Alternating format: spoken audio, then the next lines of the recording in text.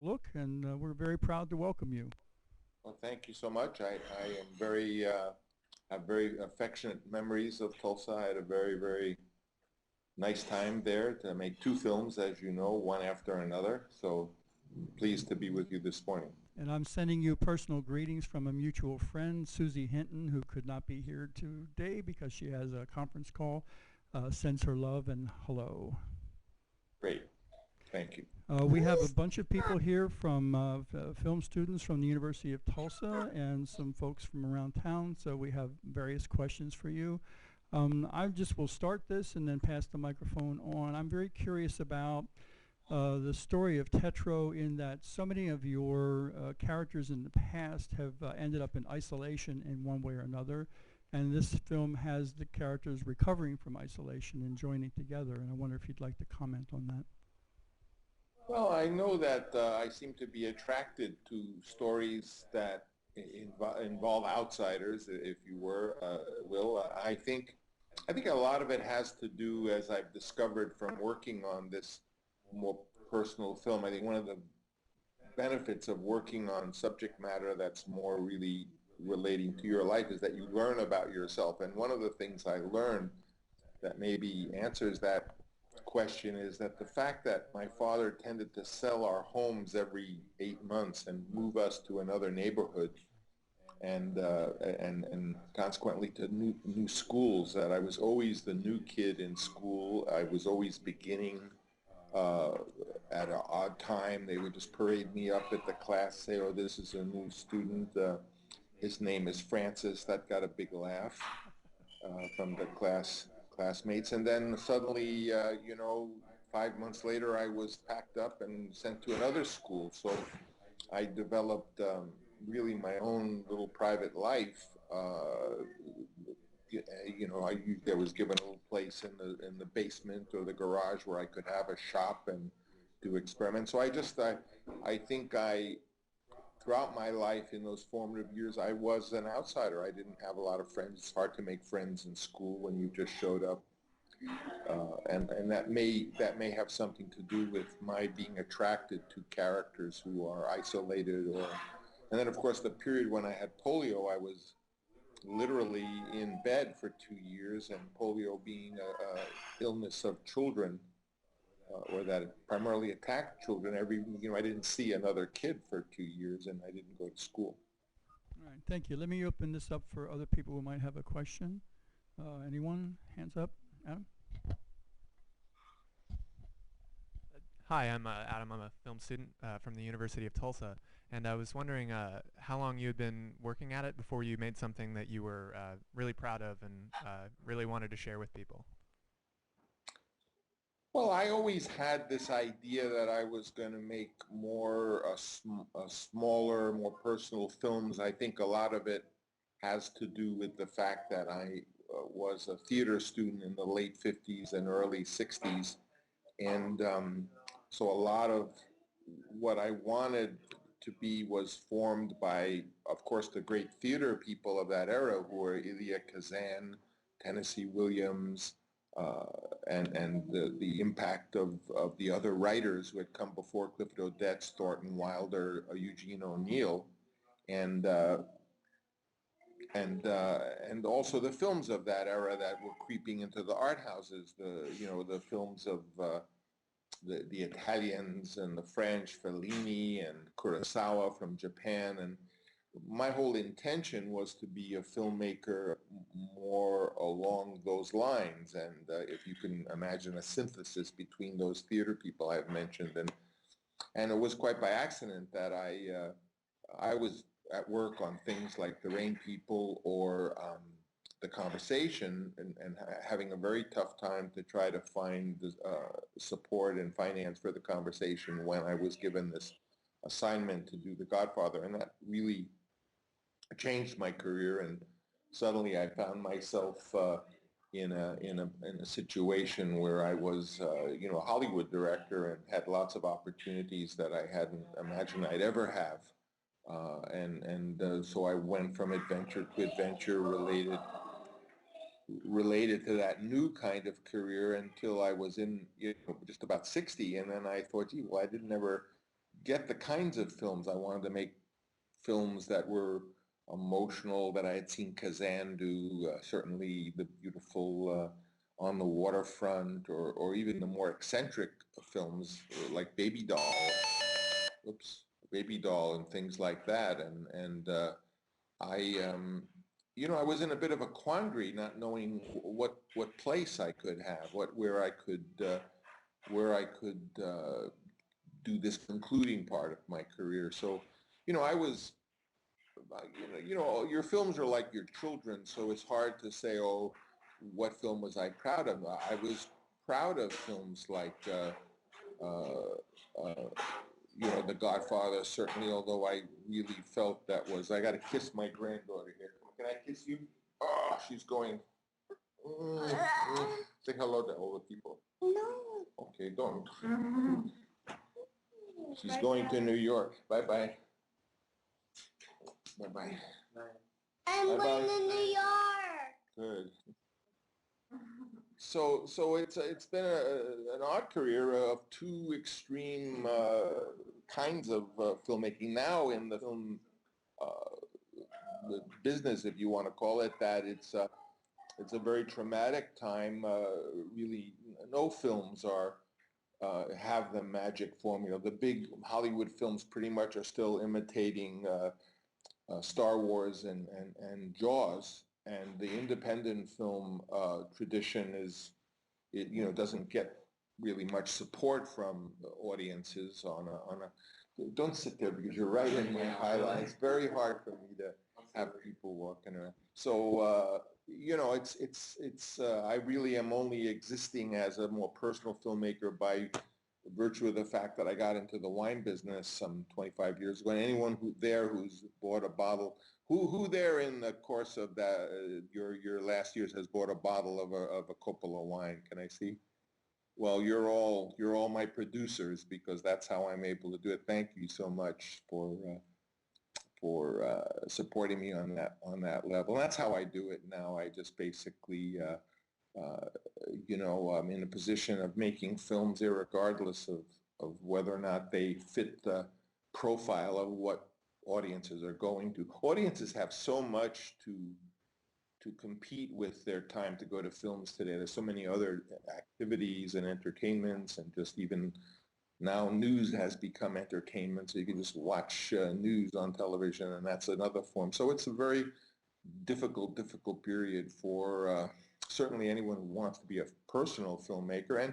And despite those impressive grosses for Friday nights at the multiplex, those companies are really struggling because they spend such a tremendous amount of money to promote the film and get the audience that there isn't very much left when they divide it up with the theater owners and the television stations who play the ads. So that's the best I can. But, I encourage you all to ask me on any area. You can ask me about the technology of film that's changing, or any aspect, or writing. Anything at all that pops into your head, I'm happy to. I wanted to bring that up, actually. In '83, you did an interview with Film Comment, and you really predicted the rise of video and all the digital technology and CGI and so forth and so on. How are you applying that technology now, say in Tetro? Well, for the last, 30, 40 years, myself and my colleagues, including George Lucas and Walter Murch, who was the editor of this film, really believed that the cinema would enter a new phase in which it would become totally electronic, and there would be many benefits and changes to the way you make a film in that environment. However, we still loved the beauty of film, because film as a photochemical process was in the apogee of it, the zenith of its development. There was nothing quite so beautiful as photographic film. In the recent years, the electronic image, as you've seen by virtue of the fact that your snapshot cameras are all basically electronic, and and films are mainly edited in an electronic environment, and now you can really shoot.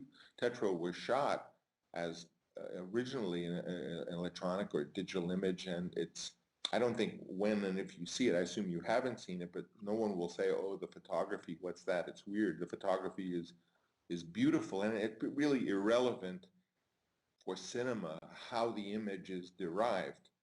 But as you suggest, there are a number of advantages to working in a digital image. We could go further into that, or we can go into other areas if you like. Let me pass this along. Hi, Mr. Coppola. I'm Tom Purcell. I'm a installation artist, and I talked to you back in, was it '83 when you were shooting Rumblefish here? Right. Right, and I just wanted you to talk a little about that amazing young cast that you had, and Tom Waits, which I didn't even know who Tom Waits was at the time. You were actually shooting him at downtown that evening that I talked to you. Right. Well, one of the blessings, you could say, of always being on the fringe, never either being or acknowledging that you're a big-time Hollywood director, is that you're always short of money. And not only short of money, but you're not willing to put up with a lot of the conditions that the biggest stars at the time have, as to what you have to provide for them, or even their time. They want to fly in for so many weeks and fly out in many cases. So I always, with my great colleague Fred Roos, who has worked with casting with me since the time of The Godfather, we've always been looking for new actors because A, we can afford them, and B, they're much more willing to go through the arduous and time-consuming schedule and so for that reason, starting with The Godfather, many of the actors were literally unknown to the big audience, such as Al Pacino, even to an extent Bobby De Niro, and certainly in the Outsiders, and then ultimately Rumblefish. These people, as you say, you hadn't heard of Tom Waits, although he's acted in any number of things. And so it's a kind of fallout of not having the money, really. And even in this new film, Tetro, this wonderful young actor, certainly I think you'll agree when you see him, is at a level of those boys in The Outsiders. His name is Alden Ehrenreich. And even working with a kind of maverick guy who no one will touch these days, namely Vincent Gallo. In fact, he was much like every once in a while actors get to a position where they're considered box office poison or hard to work with, and very often you can get them, and that's how I was able to get Marlon Brando in those few occasions, and in this recent one, Vincent Gallo. But making a film is such an arduous, time-consuming job that you really want the actor to be there the whole time, or maybe give you a few weeks of rehearsal, which we were blessed to have really on every film, even the films in Tulsa. So I think that some of these unusual casting opportunities, who then become big stars, many of the boys in Outsiders and Rumblefish, including my own nephew, Nicholas Coppola, that Rumblefish was his first real film where he had a role. And that's partly the fact that we have to go out and look for talent rather than just, call up the agent and say, well, who's the biggest star, send them over. Well, thank you. I'm a big fan of Tom Waits these days. I just didn't know who he was back then. But Yeah, he's a wonderful talent. Get his recording of One from the Heart. It's a beautiful score and beautiful songs done by Tom and Crystal Gale. Yeah, all right. Thank you. Other people have a question? Okay, here. My name's Teresa Lawson, and I'm just a film lover. About half of us have seen the movie, and half of us haven't. Your interview's kind of in between two showings, so I don't want to ruin anything. But you had me on the edge of my seat so many times. I'm like, is this it? Is this it? Is this going to be the end? And I love that. I mean, I just kept going and going. Two scenes in the movie I want you to comment on. When we first see Carlos, and then we go back to Benny. Did you mean for there to be such a family resemblance in the break or the change of scenes from the Carlos face in New York back to the Benny currently? And Well, I did feel that Alden, who played Benny, had a vague resemblance to Klaus Maria Brandauer. well, I really Uh, noticed that, and I thought it might have been extremely intentional. I want to see it again to see if the face was exactly. I just love that scene. It grabbed me. The other part was the puppy part, and yeah. it was so soft and cute and so opposite of the movie. And I wonder when you added the puppy part, because it wasn't instrumental to the story, but it just added another feeling in it. And I thought it was very clever, and I enjoyed the whole movie. But that was really Oh, neat. thank you so much. Thank you. I like this movie. I just yesterday, as you know, when movies come out as DVDs, the director is supposed to make a commentary, and I did that yesterday. And I have to say, I know it's not exactly the type of film that is foremost in audiences' minds, but for me personally, it was a very positive experience, and I learned a lot. And I also ended a phase, I think, of looking into my own family life to try to understand some things of why I am as I am. And I'm in a very interesting position now because I'm really able to do anything. I can make a film, God knows what. It could be like I have no idea. I'm writing something, but even the writing of it is taking me on a wild goose chase or a wild adventure. And partly I lay that to the fact that Tetro dealt with some personal things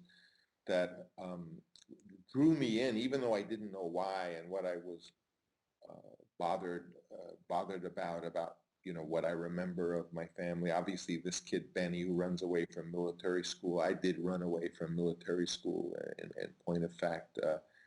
So I feel that I had a date with this movie. If I hadn't done it now, I would have really done it right after the conversation had I not become as I said, a successful filmmaker. So I feel it ushers in, but also the cinema itself is in an interesting point. Like I mean, you as audiences must realize that some movies you see are very, how can I say, staged and shot in a way that is the conventional language that movies are. You can see or feel that they've been, set up and rehearsed, and they're more, their root goes back more to the theatrical film. And then you have other films which are more documentary in style, and then hybrids that are using new forms. It's clear to me that the language of the cinema is really at a moment where maybe, who knows, maybe in 2 months someone will come out with a film that then everyone will start imitating because it's a breakthrough. But I do feel that the forms that we're working with now are being tested, and cinema is young, as you know. It's only 100 years old, and we know its history and how it was originally derived from ultimately the theater, and then in Berlin in the 20s, there were these extraordinary filmmakers, G.W. Pabst and Marnow and what's his name, Lubitsch, all of these people. And oddly enough, Hitchcock too, because Hitchcock was sent to Berlin and was only in his 20s and was very influenced by this kind of dramatic style. And even that dramatic style in Germany was created partly because of the First World War and the fact that in 1914 they couldn't get foreign pictures to satisfy the entertainment, so that they had to develop. And there are these reasons. And unfortunately, although there's a lot further to go, I think the film business is so much an industry in which people are supported and need to make money, that there are a lot of rules about what you can and cannot do. You can't make a film in black and white. There's a big financial penalty to make a film in black and white. You can't experiment. Critics and even audiences want a so-called a regular film very well made. They don't want you to explore or experiment too much, and they label it as being, pretentious or self-important, or worse, they call it muddled. Or whenever you read about a film that's muddled or a mess, you can almost be sure that someone was trying to find a new way to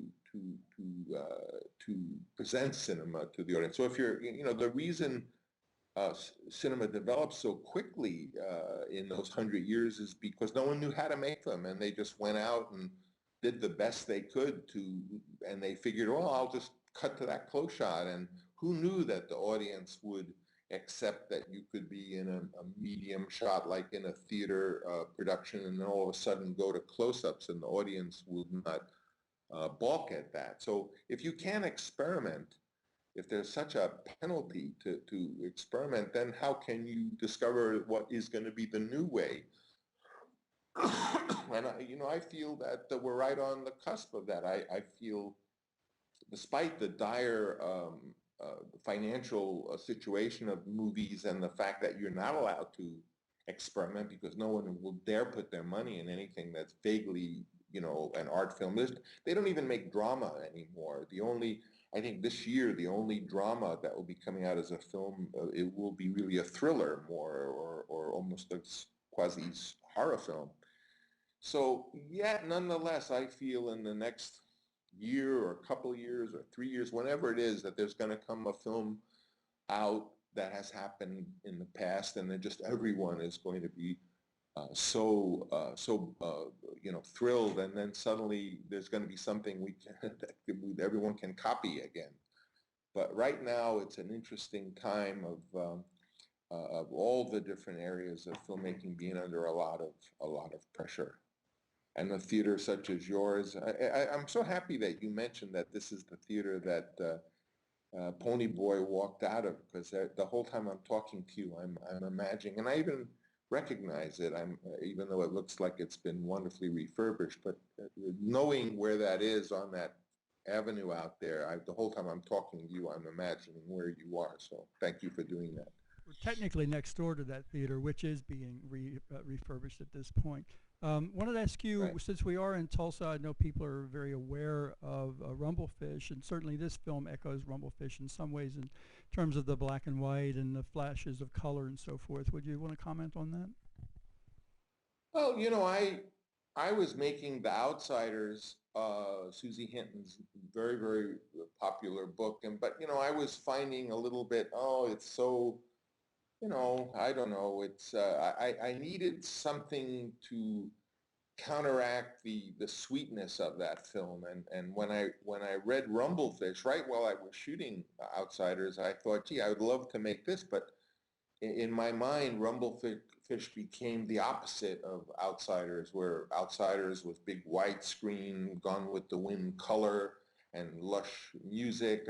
I imagined Rumblefish as kind of an art film for teenagers, and black and white with, using beautiful lenses that we got, that we had at the time, and try to make a film for teenagers that showed all the attractions of the art film. It didn't work because, Rumblefish was one of the least financially successful films I think I ever made. In fact, I lost the ownership of the film because it performed so badly. So you can make an art film for teenagers. It doesn't mean that that's enough, but also I loved about Rumblefish that it reminded me of my own story, having an older brother who was a legend in my mind, who I admired so much.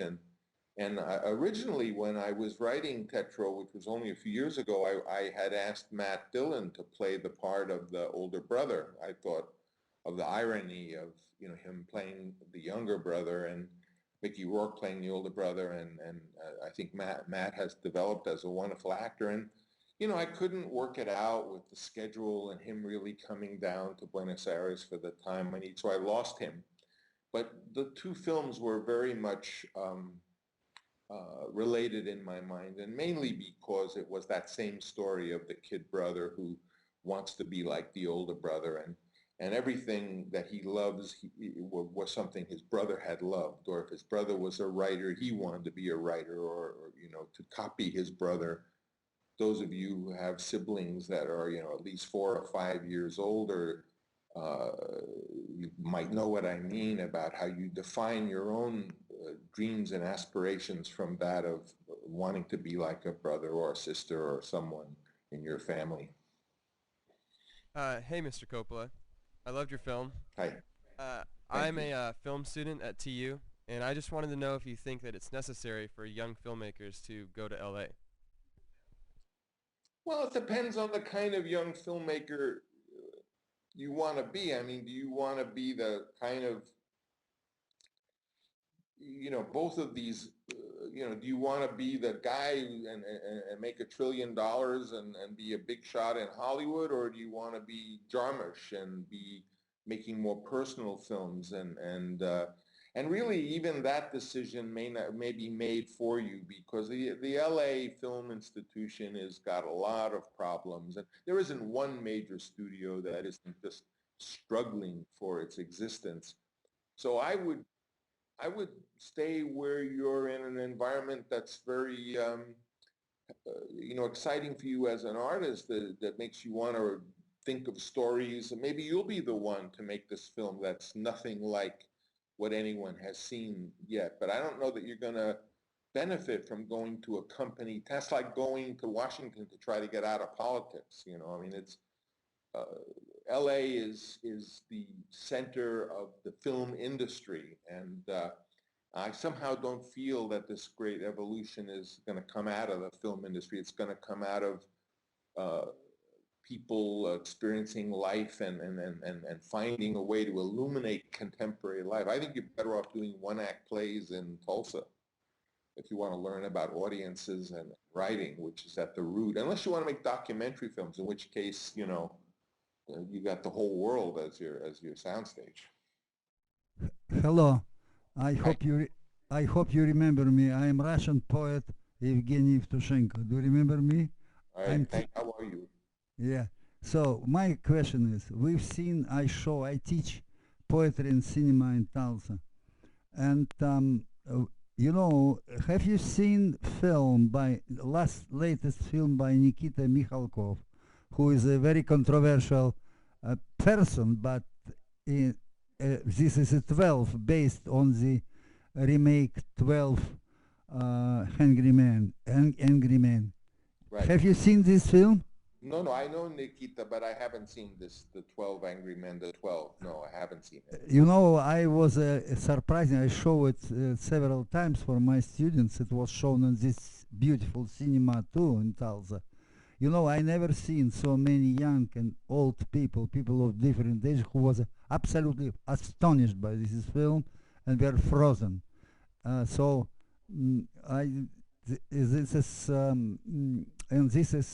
just advise you to see, because I know what you know, Mikhalkov, very well. It's wonderful to see. It's a great gift for Tulsa, for me, because I'm old consumer of your wines and films.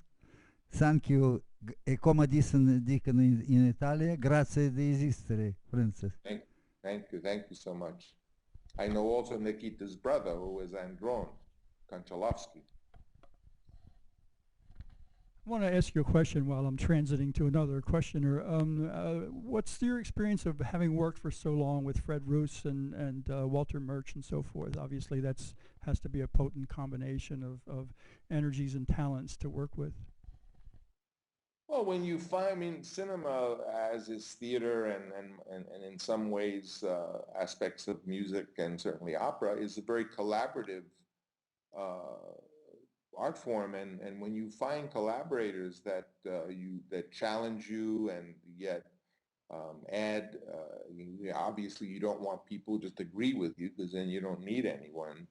But when you find these happy marriages of collaborators, you try to hang on as long as you can, and that, I come out of theater and I look for that, the wonderful collaborator, because you want to know who the team, who's going to do the lights, who's going to do the sets, who's going to be the stage manager.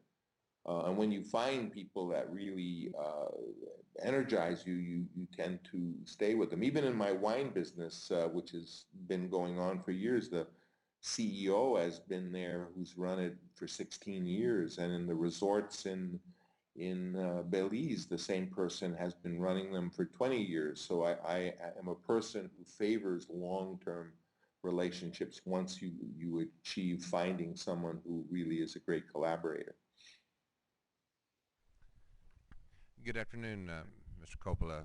Hi. My name is Sean Standing Bear. We spoke in the past. I just wanted to thank you for making me an offer I unfortunately had to refuse. Years ago, I was in a band. You had called me. I was a factory worker, and you wanted my band to play in the movie Rumblefish. And at the time, not all the members of the band were professional, and I have never regretted my decision. But I just wanted to say thank you. I apologize profusely, but I never got to say thank you for offering me that opportunity.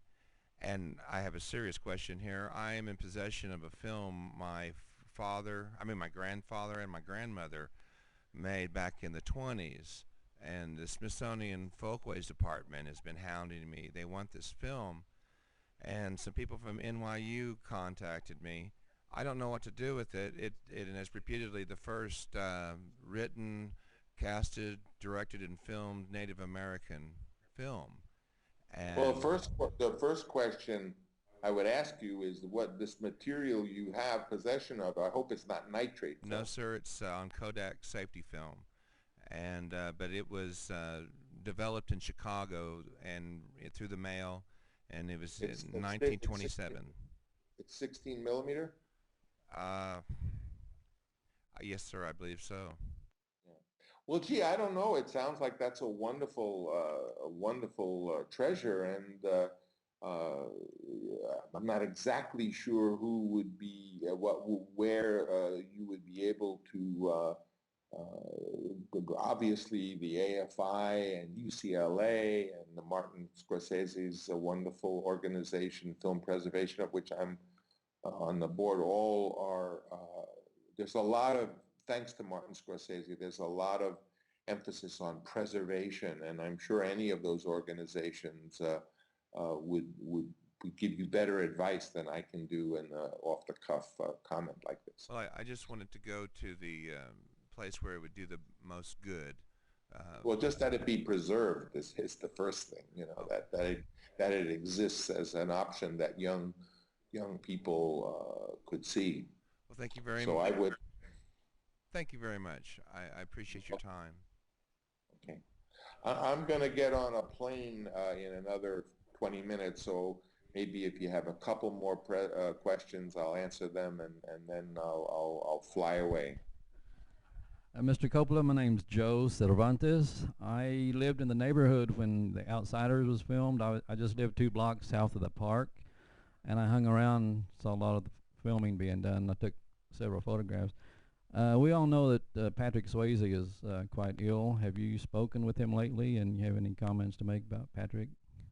I haven't. I had seen Patrick a couple of years ago, but this is just before I knew about his illness, and I know he's a wonderful person, and he's taken a very positive step towards fighting it, and I don't have any news beyond probably what you know.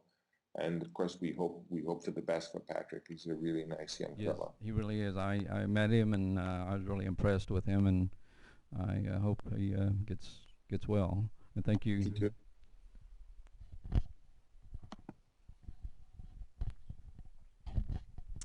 Hi, my name is Ryan Allen, and I'm a film graduate from the University of Tulsa.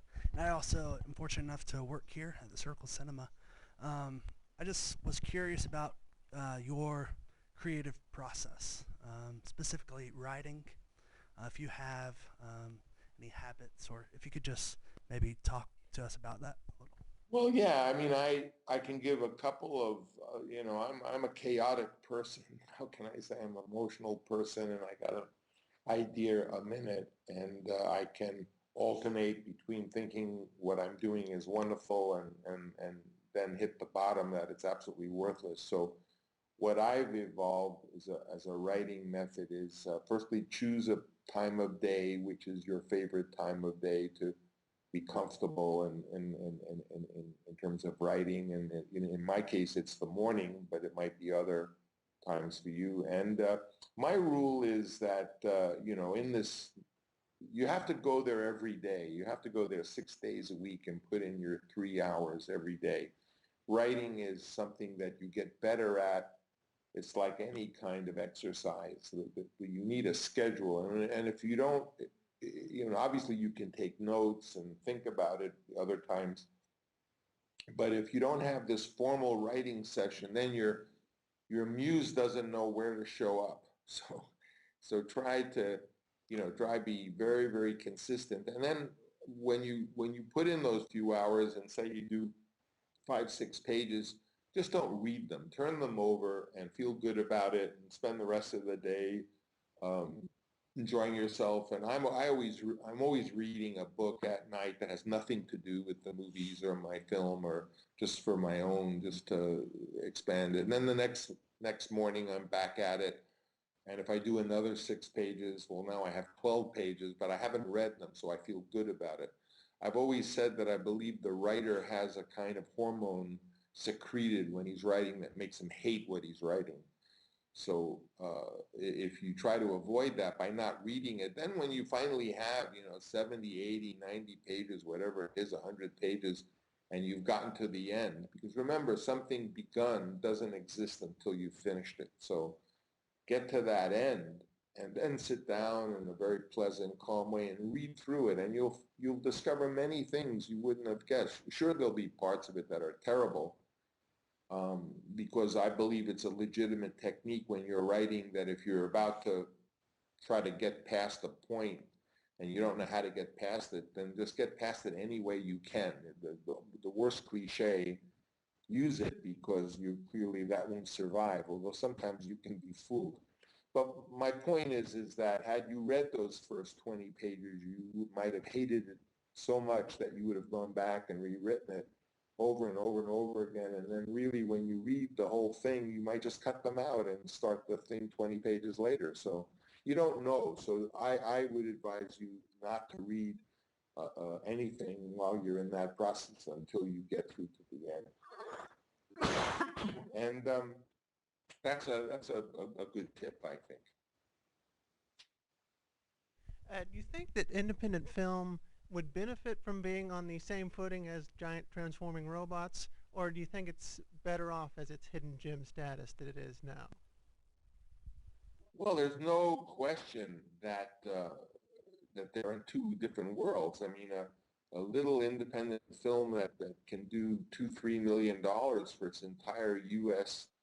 debut is, doing well, and these other films are doing $70 million a week, although it's bogus because they're spending $50 million to get that impressive score, and then they split everything. Everyone splits everything with the theater, as you know, 50-50. So the audience, I don't know why, but our audience, whether it was brainwashed by 40 years of network television, or they're highly susceptible to the type of genres that involve action and violence, and I feel more and more in movies a kind of sadism almost. I mean, I know that Batman was a wonderful picture. Young people love it. Audiences loved it. It was very successful and made by a very, very talented filmmaker. But I couldn't believe how sadistic that movie was and how it reveled in people being put in terrible situations. So whatever the reason, whether it's the short span that we learned from years of I Love Lucy, or whether it was just 400 years ago in Shakespeare's time, people liked plays that were violent. There's just two worlds. There's as I said, most of even Transformers, they're imitating either Star Wars or Jaws, and there needs to be a new film that comes along that gets that type of mass audience excited until that cycle is broken. But the independent film is just dying on the vines, I must say. And there's so much for people to do. There's so much to compete. In the days when movie going was a habit, the family would go out together. Now, there's a million other activities, sports, entertainment, news, video games, museums. I mean, there's a million other things for people to do.